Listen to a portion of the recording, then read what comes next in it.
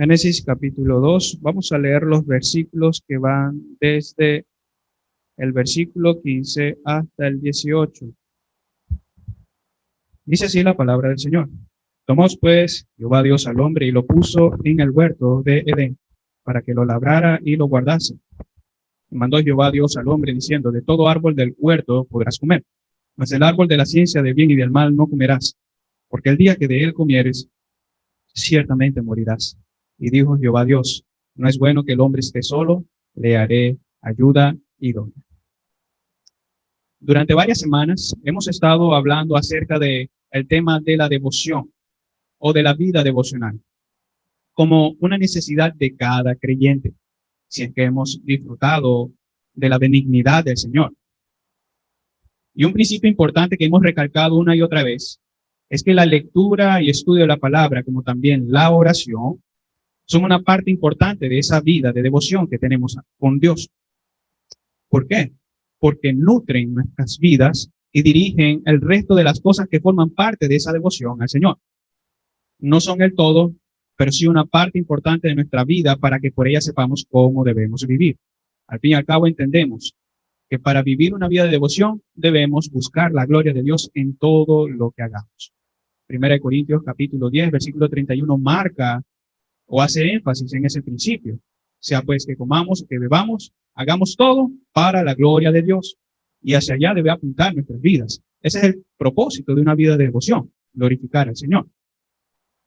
Y es casi seguro decir que sería contradictorio, en un sentido, que un verdadero creyente no tenga vida devocional.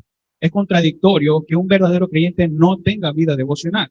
De hecho, es imposible que un creyente, un verdadero creyente, alguien que verdaderamente ha sido salvado por Dios, no tenga vida devocional.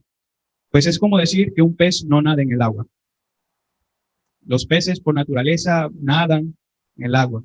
Los cristianos por naturaleza, porque han sido librados del pecado y su naturaleza ahora ha sido renovada por la regeneración, por la palabra, ahora puede vivir para la gloria de Dios.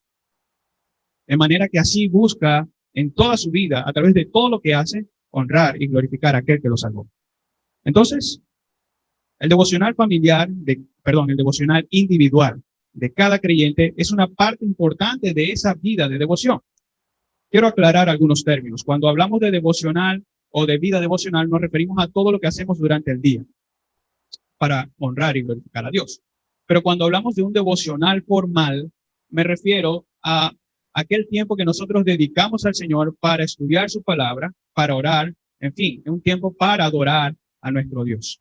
Eso es a lo que me estoy refiriendo con devocional formal.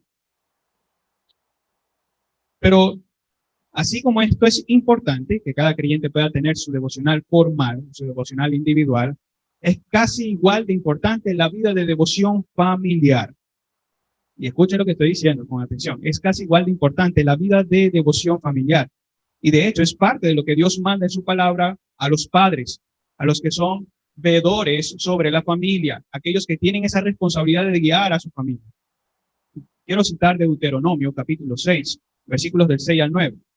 Dice, y estas palabras que yo te mando hoy estarán sobre tu corazón y las repetirás a tus hijos y hablarás de ellas estando en tu casa y andando por el camino y al acostarte y cuando te levantes y las atarás como una señal en tu mano y estarán como frontales entre tus ojos y las escribirás en los postes, de tu casa y en tus puertas.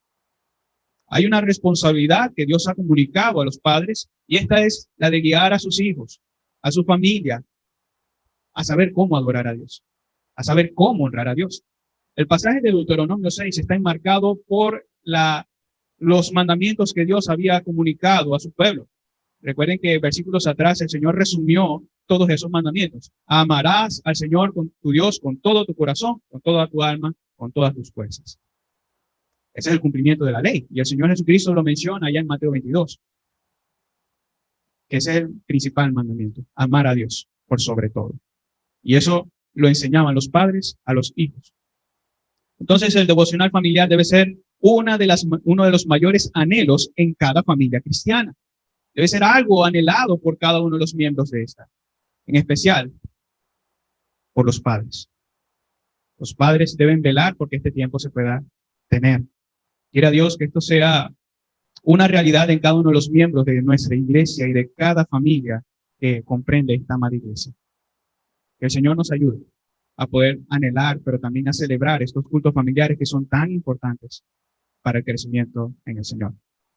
Yo quiero dedicarme a hablar por último en esta serie de sermones acerca de la vida devocional en la familia. La vida devocional en la familia. El texto base es el que acabamos de leer. Muy específico, ciertamente, pero también lleno de implicaciones para la vida de cada creyente. Fíjense que en la Biblia nosotros vamos a poder ver que Dios ha instituido diferentes instituciones, valga la redundancia. Vemos la institución de la familia, vemos la institución del Estado y también vemos la institución de la iglesia. Dios ha instituido cada una de ellas. Y algo que es resaltante al momento de instituir cada una de ellas es que el Señor las creó con el fin de buscar su gloria. Tanto en la familia como en el Estado y en la iglesia, Dios tiene el propósito de que eso sirva para buscar su gloria y para el beneficio nuestro, por supuesto. Recuerde que Dios quiere el bien para sus criaturas. Eso es algo que en su palabra se ve de principio a fin. Pero también de principio a fin, y más importante, es que Dios en cada una de estas cosas busca su gloria. Dios instituyó la familia, Dios instituyó el Estado. Recuerde, Romanos 13.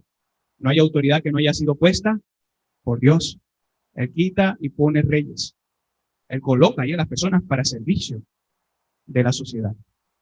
Y estos deben hacerlo para la gloria de Dios. Es lamentable que, por supuesto, personas impías estén en el poder, porque no buscan la gloria de Dios. Sin embargo, fueron puestas allí para apuntar hacia ello. O esta institución fue colocada para apuntar a la gloria de Dios. Pero, ¿y la iglesia? Por supuesto, también para la gloria de Dios siempre. Y la primera de estas instituciones en ser creada fue la familia. Lo acabamos de leer. La familia fue la primera institución en ser creada y note que es en ella donde empieza la adoración y la devoción al Señor. Es en la familia donde comienza. Siempre es en la familia. La adoración no comienza con la iglesia. ¿O sí? No, no comienza. Recuerda que la iglesia no había existido sino hasta el momento en que Cristo la constituye. Antes de eso, vemos que Dios había instituido familias. La adoración tampoco comienza con el Estado, aunque ciertamente debe apuntar hacia ello. No, la adoración y la devoción al Señor comienzan con la familia. Siempre ha sido así y ese es el modelo que Dios ha creado. Esto se puede ver desde el principio de la palabra de Dios, la Biblia. Y notemos que así como en la iglesia, cada miembro está en la responsabilidad, hermanos creyentes, todos nosotros estamos en la responsabilidad de adorar al Señor y ser devotos a Él. Así también, de la misma manera, todos los miembros de la familia, dentro de este hogar o de cada hogar cristiano, existe la responsabilidad de que cada uno cumpla con un ministerio dentro de su hogar y que por supuesto este busque la gloria de Dios. Los padres, las madres y los hijos, todos ellos deben vivir para la gloria de Dios. Un himno se entonó la semana pasada en el marco del compartir del Día de las Madres aquí en la iglesia. Danos un bello hogar. En cada ministerio, el ministerio de los esposos y padres, el ministerio de las esposas y madres y el ministerio de los hijos, todos ellos deben buscar la gloria de Dios. Y la Biblia nos muestra cómo. Padres, esposos, la Biblia le muestra cómo usted debe buscar la gloria de Dios a través de su ministerio. Madres, esposas, la Biblia también habla lo mismo para ustedes. Hijos que todavía están dentro del cuidado o dentro de la responsabilidad de sus padres, también ustedes están en el deber de adorar al Señor. Eso es algo que Dios demanda. En primer lugar, entonces, a la luz de este texto, vamos, por favor, versículo 15, Génesis 2:15, podemos ver cómo Dios establece al primer ser humano. Este es Adán, Génesis 2:15. Dice así: tomó pues Jehová Dios al hombre y lo puso en el huerto de Edén para que lo labrara y lo guardase. Habiendo constituido a Adán, o habiéndolo establecido, el Señor también establece aquí, en un sentido real, pero también simbólico, cuáles serían las labores por medio de las cuales vendría a glorificar a Dios. Ahí el Señor lo establece y se mencionan por lo menos dos oficios o dos cosas en las que Adán debía esforzarse. Esto es, labrar y guardar. Son dos términos que ya hemos tratado en nuestros estudios de la masculinidad y la feminidad bíblica. Sin embargo, vamos a tocar un poquito acerca de ello para que podamos recordar. Labrar y guardar. Y cada uno tiene ciertamente significados literales pero también tiene implicaciones espirituales para la vida de cada creyente, en este sentido, de cada varón, que es esposo o padre también. El Señor le ha colocado estas labores. En este sentido, Adán no solamente debía labrar toda la tierra y guardar todo aquello sobre lo cual Dios lo había puesto, también fue puesto para labrar los corazones de su familia y también para guardarlos espiritualmente. Adán debía cultivar los corazones de su familia, pero también guardarlos espiritualmente, guardarlos del pecado, de cualquier peligro que los lleve a deshonrar al Señor. Y fíjense que en la labor de labrar los corazones de su familia, entendemos que no solamente Adán, sino también cada varón cabeza del hogar, tiene el deber de cuidar los corazones de su familia, tanto el de su esposa como el de sus hijos. Es un deber que Dios ha comunicado a ellos y debemos enfocarnos y abocarnos a ellos si realmente queremos glorificar a Dios, celebrando estos devocionales familiares. Y es interesante notar que esta palabra que se lee como labrar también es usada en otros textos para relacionarlas con el servicio que se rendía en el tabernáculo por parte de los sacerdotes.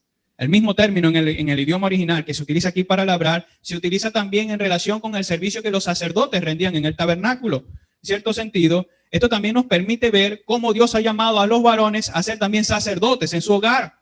Personas que velan por su familia. Y un ejemplo de este ministerio sacerdotal de los varones o de los padres o esposos lo vemos en Job. ¿Recuerda qué hacía Job cada mañana? Job pedía por su familia, intercedía por ellos. Job pedía para que si ellos habían pecado en alguna manera, Dios los perdonara. Es claro, esta labor de sacerdocio no es literal como en el del antiguo pacto. No tenemos que sacrificar hoy animales para poder guiar a nuestra familia. No. Estos varones cumplen con un oficio sacerdotal a través de la instrucción, la disciplina y la guía espiritual, algo que también hacían los sacerdotes en el antiguo pacto. Note que en Hebreos capítulo 5, versículo 1 y 2, vamos a leerlo, por favor. Hebreos capítulo 5, versículos 1 y 2. Dice así: porque todo sumo sacerdote tomado de entre los hombres es constituido a favor de los hombres, en lo que a Dios se refiere, para que presente ofrendas y sacrificios por los pecados, para que se muestre paciente con los ignorantes y extraviados, puesto que él también está rodeado de debilidad. En este sentido, los sacerdotes no solamente debían mediar entre Dios y los hombres a través de los sacrificios, sino que también tenían el deber de guiar al pueblo israelita, a cada miembro de este pueblo, instruirles en la ley del Señor. Era algo que el Señor también les había encomendado a ellos. De manera que si necesitaban purificarse, los sacerdotes les decían, ok, debes hacer esto, debes cumplir con tal mandamiento, entre otras cosas. De alguna manera, si ellos fallaban, ellos debían ser pacientes. Los sacerdotes debían ser pacientes en la enseñanza de estos principios que establecía la ley. De la misma manera, los varones en cada familia son llamados a dar instrucción a su familia, a labrar sus corazones, a mostrarles a través de la palabra de Dios cómo deben vivir y ser pacientes. Ser pacientes porque ellos también están rodeados de debilidad. Ellos también son débiles. Deben procurar honrar al Señor a través de este oficio. Entonces, a lo que se apunta a través de este principio es que los padres o esposos son los principales garantes de que cada miembro de su familia reciba un cuidado espiritual pertinente para que pueda crecer en el temor del Señor. Amados padres, queridos esposos, Dios les ha comunicado este principio y deben velar por el corazón de cada una de las personas a las cuales Dios les encomendó, procurando enseñarles, instruirles para que puedan obedecer al Señor. Y esto no es algo que sea de segundo orden. Hermanos, se trata de lo que debemos hacer por naturaleza. Queremos honrar y glorificar a Dios, tenemos que dedicarnos a ello. Y esto es visible cuando se tiene la iniciativa para proveer espacios en el día para poder dedicarnos a la lectura y la meditación de la palabra, la oración y en un sentido general, la adoración familiar. Amados esposos o padres, debemos tener esa iniciativa para que nuestra familia busque del Señor, para que nuestra familia sea expuesta a la gloria del Señor a través de su palabra y la oración. Debemos ser nosotros los principales garantes. Así labramos sus corazones, así cuidamos de ellos y buscamos la gloria de Dios. A través de ello, los esposos enseñan a sus esposas e hijos el temor del Señor y modelan a las próximas generaciones la forma en que deben llevar la vida devocional. Y eso es importante. A través de este servicio, los esposos vienen a modelar la forma en que las próximas generaciones deben honrar al Señor a través de vidas de devoción, obviamente por medio de Jesucristo. En parte, es a esto a lo que se refiere el apóstol Pablo cuando dice a los padres allá en Éfeso que críen en disciplina y amonestación del Señor a sus hijos. Es una responsabilidad que el Señor nos ha comunicado y debemos abocarnos a ella y honrar al Señor. Pero note en los siguientes versículos que los varones también son llamados a guardar a sus familias en un sentido espiritual, a velar por ellas y protegerlas del pecado. Vayamos al versículo 16 y 17 de Génesis 2. Y mandó Jehová Dios al hombre diciendo, de todo árbol del huerto podrás comer, mas del árbol de la ciencia del bien y del mal no comerás, porque el día que de él comieres, ciertamente morirás. Estos versículos ayudan mucho a saber de qué forma se expresa el cuidado que los esposos o padres deben tener hacia sus esposas e hijos. Deben ser cuidadosos de ellos. Dios le dice a Adán, y esto es lo que acabamos de leer, que puede comer de cualquier árbol, puede comer o disfrutar de lo que Dios ha creado, con la excepción de un solo fruto, es el fruto prohibido, el árbol de la ciencia del bien y del mal. No debía comer de él porque entonces las consecuencias serían nefastas, no solamente para él, sino también para toda la humanidad. Y hoy, usted y yo sabemos cuáles han sido esas consecuencias, ¿verdad? Básicamente, Adán debía preservarse a sí mismo y a su familia del pecado. Y esta instrucción que Dios le dio a Abraham es el marco en el que él debía, Adán, es el marco en el que debía esforzarse por cuidar a su familia. Y esto se muestra o se evidencia por lo menos cuando Eva respondió a Satanás. Satanás le dijo, así que Dios les ha dicho que no coman de todo árbol. Y Eva le responde, no, el Señor ha dicho que podemos comer de todo árbol, pero del árbol de la ciencia del bien y del mal no debemos comer, ni siquiera debemos mirarlo. Mi pregunta es, obviamente, es una pregunta para que usted la responda en su mente. ¿Cómo sabía Eva que ese era el mandato que Dios había establecido si Eva todavía no había existido en ese momento? ¿Cuál es la consecuencia lógica? ¿De quién lo aprendió? De su esposo, de Adán. Adán tenía el deber de comunicar ese principio y preservar a su familia. Decirle no solamente a Eva, sino a los hijos que hubiera podido tener dentro del Edén, diciéndoles, amados, si es que fuera el caso que no hubiera entrado el pecado. Amados, podemos comer y disfrutar eternamente de todo esto, pero ni se les ocurra comer de ese árbol. Él tenía este deber. Cada padre también está llamado a instruir y guiar a su familia para que ésta pueda evitar el pecado y huir de ello. Esto es lo que Josué expresó cuando dijo al pueblo israelita las siguientes palabras. Lo puede leer en Josué 24:15. Y si mal os parece servir a Jehová, escogeos hoy a quien sirváis, si a los dioses a quienes sirvieron vuestros padres cuando estuvieron al otro lado del río, o a los dioses de los amorreos en cuya tierra habitáis. Y wow, esta próxima declaración es asombrosa porque también nos muestra cómo los padres o los esposos deben velar por su familia. Él dice después, pero yo y mi casa serviremos a Jehová. ¿Puede usted decir eso, amado esposo? ¿O querido padre, puede usted decir eso respecto de su familia? Debe decirlo y dedicarse a cuidar a su familia y preservarla del pecado. Y decir, pero yo en mi casa serviremos a Jehová y dedicarnos hacia ello. Entonces, los tiempos devocionales ciertamente son ideales y necesarios para poder instruir a la familia en el temor del Señor, para que ésta evite el pecado. Es en estos tiempos donde los padres pueden enseñar a su familia cuáles son los deberes que Dios ha establecido. Un principio básico y del que personalmente puedo decir que es necesario persistir en ello. Mis padres siempre nos inculcaron a mis hermanos y a mí, todos los domingos son día del Señor. Y ese día no es día de fiesta, ese día no es día de salir al mall, ese día no es día de ir de camping o de campamento. No, ese es el día del Señor. No tengo en mi memoria un día en el que nosotros hayamos decidido quedarnos en casa para no venir hasta acá. Obviamente, los días que faltábamos aquí era cuando habían días de elecciones, no recuerdo cualquier otra eventualidad, pero con normalidad todos los domingos nos tocaba congregarnos. Hubo algún momento en el que nuestros corazones como rebeldes estuvo el deseo de no querer congregarnos, pero la instrucción fue, ninguno se va a quedar, ninguno, todos vamos para la iglesia. Se meten la camisa, en el pantalón y vamos pues. Los que nos conocen desde chiquitos deben saber cómo era eso con nosotros. Y hoy vemos el fruto de eso. Hoy mis hermanos y yo podemos hablar acerca de los frutos de esta necesidad y de cómo también guiamos a nuestra familia a no dejar de congregarnos. Y déjenme decirle esto para los que son hijos y todavía están bajo el cuidado paternal. Si sus padres le dicen, vamos el domingo a la iglesia, deben obedecer.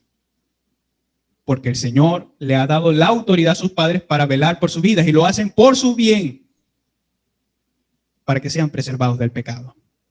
Así que hijos, tengamos cuidado por obedecer a nuestros padres. Ahora, los padres, hablando de los varones, no eran los únicos encargados de ministrar en la vida devocional familiar, sino que Dios también dio a las madres un papel que cumplir cuando las diseña para ser ayuda idónea de sus maridos. En ese papel el Señor le ha comunicado también un deber a las damas, a las madres, a las esposas, de poder velar también por su familia. Recordemos que al decir estas palabras, es decir, ayuda idónea, Dios comunica la idea de que la mujer debe ser ¿qué? El complemento de su marido, de su señor, o en este caso de su esposo, quien le completa para poder cumplir con su labor encomendada por Dios. Y esto es un principio que ninguno de los esposos podríamos negar. Si Dios no hubiera dado a Adán, a Eva, Adán nunca hubiera podido cumplir con ese mandato que Dios le dio. Jamás. Adán necesitaba su ayuda idónea. Y Dios complementó a Adán con su mujer, con Eva, para que así pudiera cumplir con el mandato que Dios le había dado. Así que en este sentido, las mujeres o las esposas, las madres son llamadas a complementar el trabajo de sus maridos, velando también por sus familias, instruyendo a su familia en el temor del Señor, orando por ellos y un sinfín de cosas que hacen las damas. Es ahí cuando entendemos que Dios llama a las mujeres a ser dadoras de vida. No solamente lo dice en un sentido literal, que den vida, que se multipliquen, sino que también lo dice en un sentido espiritual, por lo cual las damas también son llamadas a nutrir las vidas de los miembros de su familia a través de la palabra del Señor. Son llamadas a nutrir a su familia, inclusive la vida de sus esposos. Amadas hermanas, Dios les ha encargado un ministerio hermoso a través del cual ustedes pueden honrar a sus maridos y también nutrir sus vidas, siendo su ayuda idónea. No es casualidad que por ello el apóstol Pablo también le diga a las esposas que sean cuidadosas del hogar y maestras del bien. Las damas, las esposas o las madres también son llamadas a cultivar esta vida de devoción en medio de su familia. Esta labor de las madres es visible cuando pasan tiempo con sus hijos, enseñándoles la palabra de Dios e instruyéndoles en el temor de Él, en armonía con lo que su esposo también enseña, por supuesto. Si es que este esposo es cristiano, ya nosotros entendemos cuáles son las implicaciones. Las esposas son llamadas junto a sus maridos a poder instruir en la palabra del Señor a sus hijos, hacerlo en armonía con sus esposos. Cuando vemos a Aquila y Priscila trabajar juntos para instruir a Apolo, contemplamos en ello un cuadro hermoso del complemento de la mujer a su marido y un ejemplo de cómo las madres ayudan a sus esposos a criar a sus hijos. Recuerda a Aquila y Priscila, ¿verdad? Aquila y Priscila fueron discípulos del apóstol Pablo, fueron instruidos en el evangelio, de manera que cuando Aquila y Priscila escucharon a Apolos hablar, le terminaron de enseñar lo que él necesitaba saber acerca del evangelio para que predicara completamente. Pero no lo hizo solamente uno, lo hicieron los dos y ministraron a la vida de Apolos. Después vemos cómo Apolos es un ministro del Señor en diferentes partes, hasta tal punto que en los Corintios había una facción que decía, no, yo soy de Apolo. Ese no es el principio o algo por lo cual nos debamos emocionar o algo que deba ser alabado, no. Pero lo que sí podemos ver es que Apolo tuvo un ministerio, en cierto sentido, que fue de gran bendición y reconocido. Sin embargo, ¿quién lo ayudó? Hubo una pareja que se dedicó a ministrar a su vida, Aquilas y Priscilas. La Biblia está lleno de ejemplos de damas que nutrieron las vidas de sus hijos al comunicarles la palabra de Dios, cultivando al mismo tiempo la vida devocional familiar. Como uno de los ejemplos, tomemos el caso de Loida y Eunice, uno de los casos que a mí más me gusta tomar. ¿Qué hicieron ellas? Ellas fueron maestras de Timoteo en sus primeros años. Le comunicaron el temor del Señor. Y esto fue algo que el apóstol Pablo valoró y exhortó a Timoteo a recordar. Dice 2 de Timoteo capítulo 3, versículos 14 y 15. Pero persiste tú en lo que has aprendido y te persuadiste, sabiendo de quién has aprendido y que desde la niñez has sabido las sagradas escrituras. ¿Cómo aprendió Timoteo las sagradas escrituras? ¿Fue acaso por su padre que era griego? No, su padre no era cristiano. Su padre no conocía al Señor. Su madre y su abuela eran judías. Conocían la ley del Señor y ellas estaban dedicadas a formar a Timoteo desde su juventud, desde su niñez. De manera que Pablo ve eso y dice, ¿recuerdas lo que te enseñaron tu madre y tu abuela? Persiste en ello. Da fruto de esa enseñanza que se te dio. Así que, amadas hermanas, que son esposas y madres, el Señor también las ha llamado a dedicarse a guiar a su familia, a poder cultivar el hogar y ministrar a cada uno de los miembros de ella. En este punto, hemos de señalar enfáticamente que tanto el padre como la madre tienen un papel importante que cumplir en la vida devocional de su familia. Considerando la importancia de esta práctica, pasemos ahora a ver algunas consecuencias negativas de no celebrar el devocional familiar en nuestro hogar. Hemos visto ya los principios.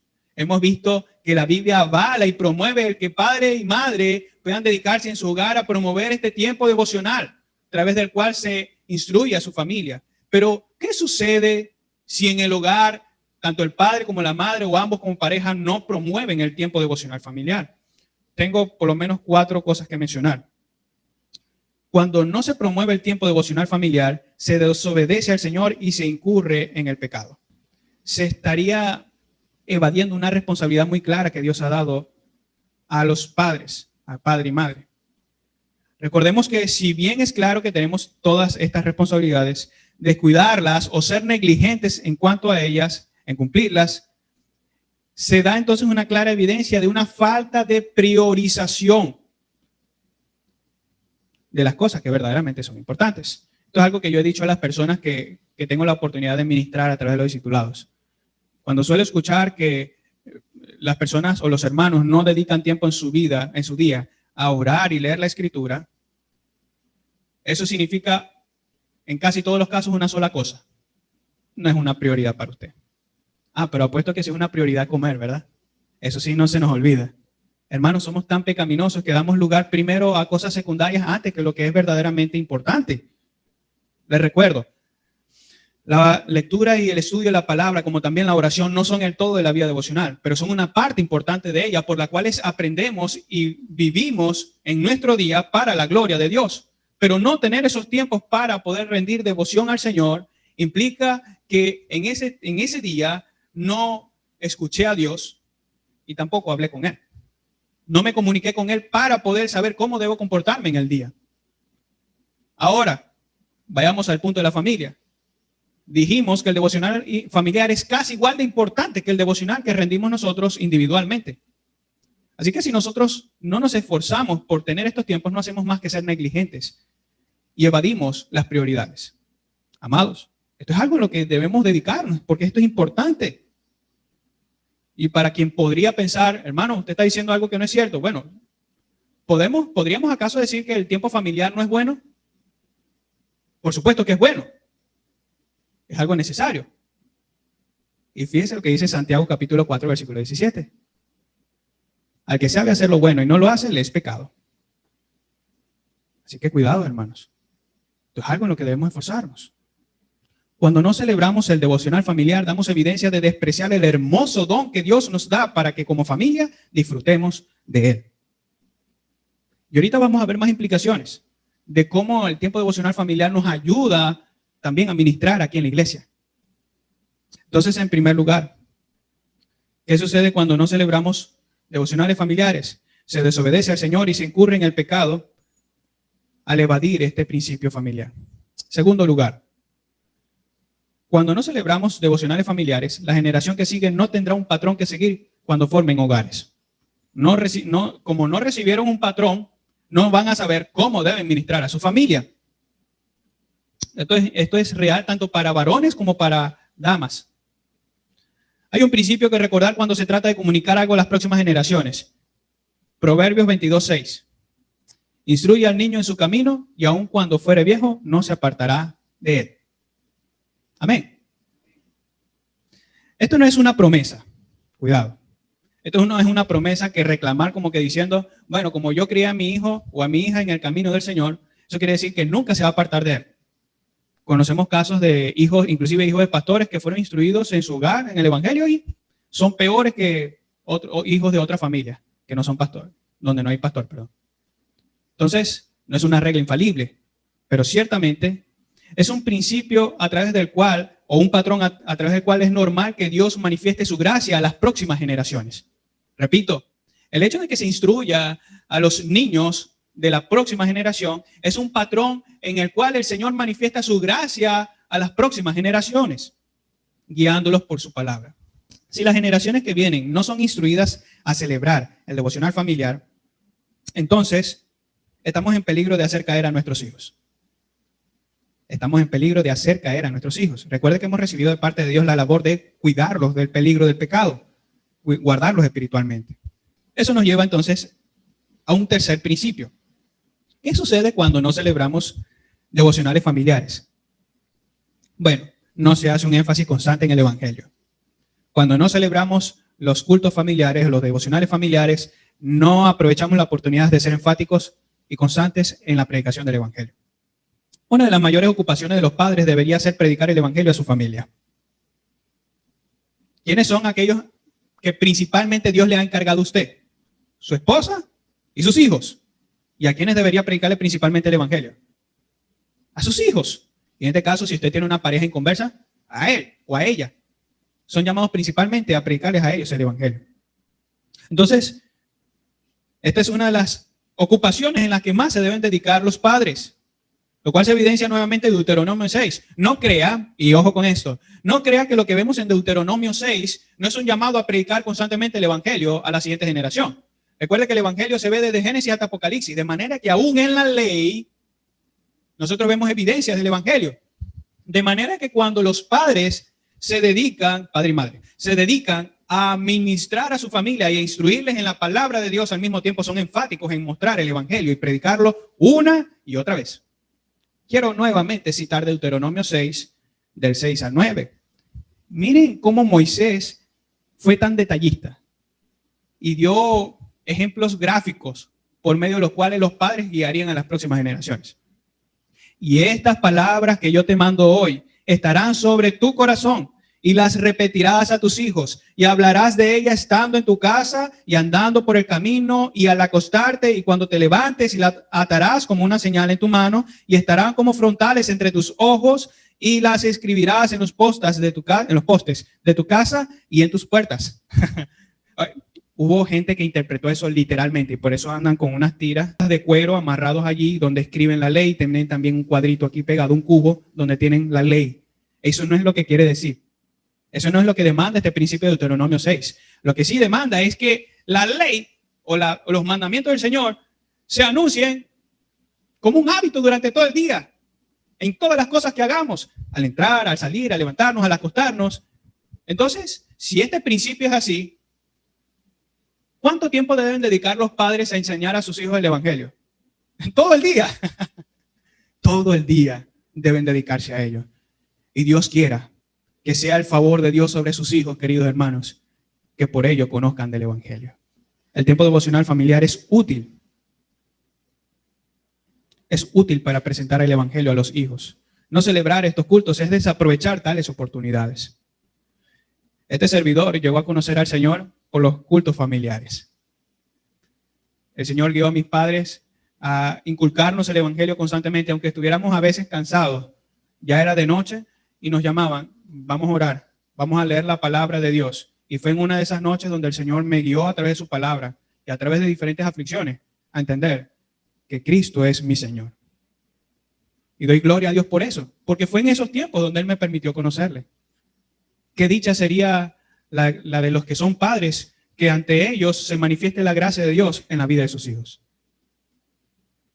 Aprovechemos los cultos familiares entonces para predicar el evangelio. En cuarto lugar, cuando no se celebra el culto familiar o la vida de devoción familiar, la comunión de la iglesia se ve afectada.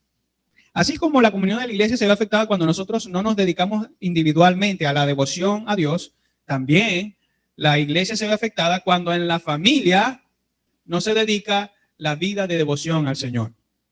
Recuerde que familias fuertes hacen iglesias fuertes. Lo que hacemos como iglesia no se diferencia tanto de lo que hacemos en el hogar. ¿Sabe usted eso?